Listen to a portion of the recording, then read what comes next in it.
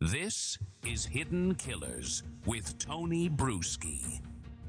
9 days after 33-year-old Katlyn Marie Harp vanished, state troopers recovered her decomposing remains inside a green metal box hidden on remote woodland area once owned by her husband, Vincent Harp.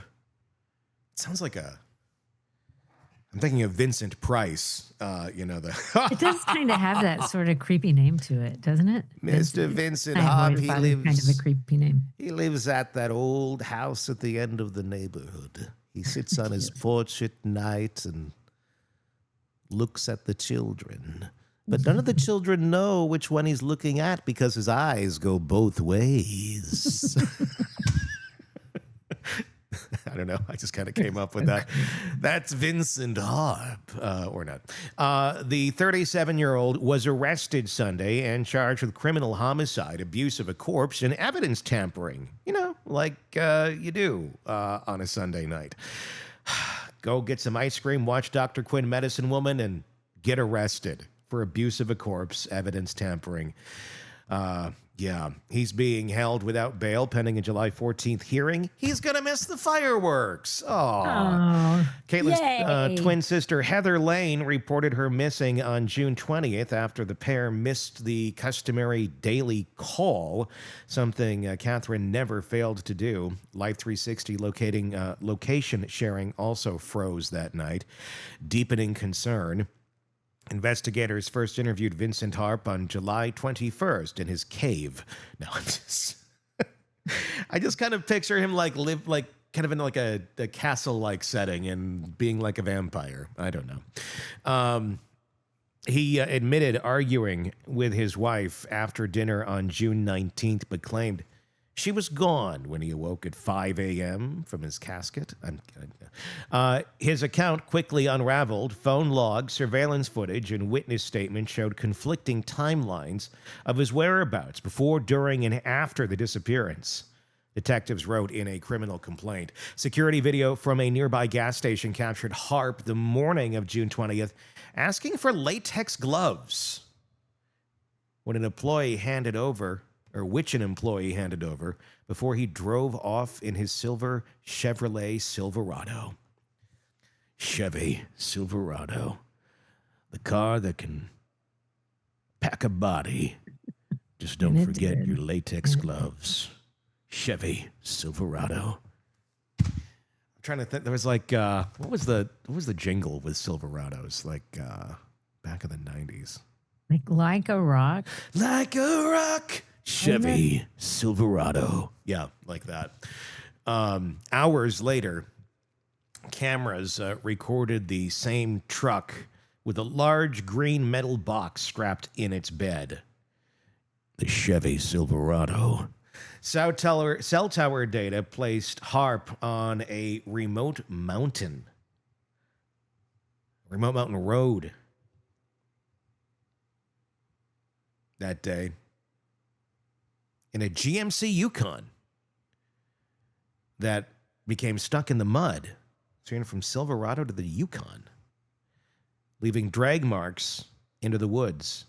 He could not articulate why he was there, troopers said. The phone then pinged back at the couple's residence. On June 25th, a buyer turned over an all-terrain vehicle Harp had sold the previous day, and luminol tests revealed human blood on the frame. Hate when that happens. Search teams returned to Harp Lane on June 29th after Lane spotted what she believed was her sister's metal box down a slope roughly 180 yards from a cliff. Troopers opened the container and were met with a strong odor of decomposition. A distinctive tattoo confirmed the remains belonged to Katlyn Harp. Forensic analysis later showed Vincent Harp's cell phone hit a tower near the site at 10:30 a.m. on June 21st. And again, around 6 p.m. that evening. Harp was arraigned Sunday and remanded to the Columbia County Prison without bond. If convicted of the top count, he faces life in prison. There you go.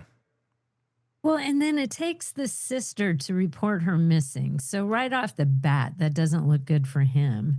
He's just like, well, I No. guess she got mad at me and took off. Better get in the Chevy Silverado. Get out of here. Yeah. But then, like, I think the sister got this really random text message, like at 4 a.m. from her sister that wasn't anything like how her sister writes. And it was full of typos and stuff. And so, that's him just going, oh, look, I think it implied that she's seeing other men and needs to get away. And these guys, like, they don't think anybody's going to question that. Oh, look at it. It's in a text. Obviously, I would never have access to her phone. You mean cell towers ping?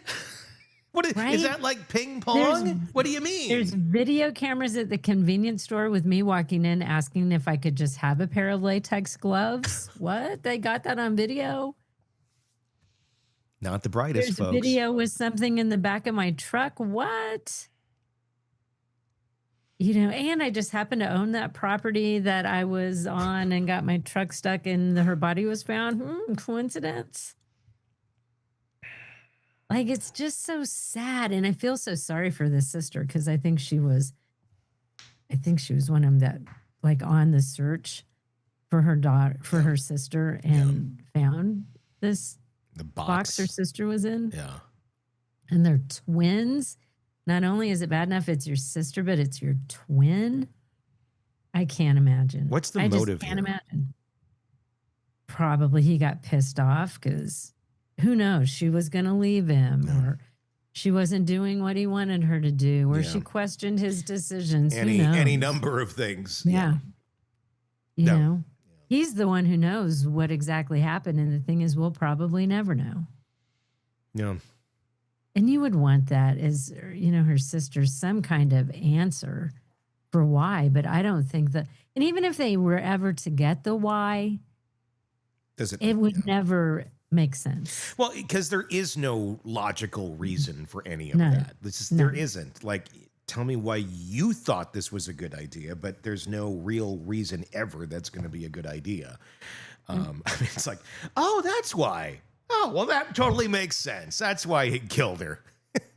She made bad spaghetti. She didn't get the green Prego. She got the red one, and he doesn't like mushrooms. And she knows that I don't like them. Yeah. And she did it just to piss me off. She did it she hated me.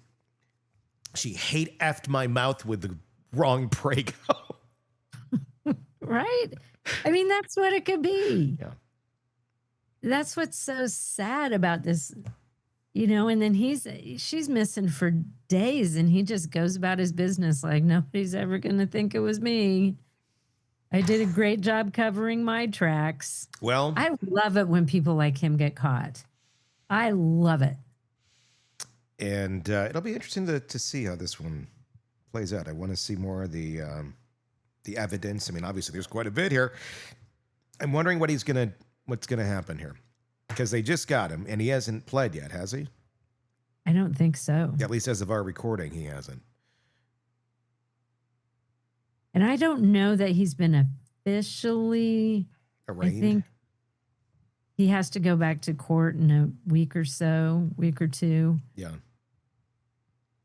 I don't know. It'll be interesting. I wonder what he'll plead, because this is some pretty strong evidence against him. Very strong. But, stranger things have happened. I mean, look, today Diddy is basically going to be a free man. So, right, that I did not see coming. And that means the Cassie video basically amounted to nothing. Nothing, because the count that was attached to, they found not guilty. Like, how can you listen to that evidence and be conflicted on it at all? And they had some holdouts on that. People are going mad. That's I don't understand any of it. I just don't. There's something in the water. And maybe there is. I don't know. But yeah, Anyway, tell me what you think about this story in the comments section on our YouTube channel. Just search Hidden Killers with Tony Bruschi if you're not there already. And if you're on the podcast platform, press subscribe there as well so you don't miss any of the stories we cover for you right here at the Hidden Killers podcast and True Crime Today. For Carol, I'm Tony. We'll talk again real soon. Craving non-stop true crime updates? Press subscribe now and get the latest cases, analysis, and expert commentary delivered straight to your feed. Only from the Hidden Killers podcast and True Crime Today.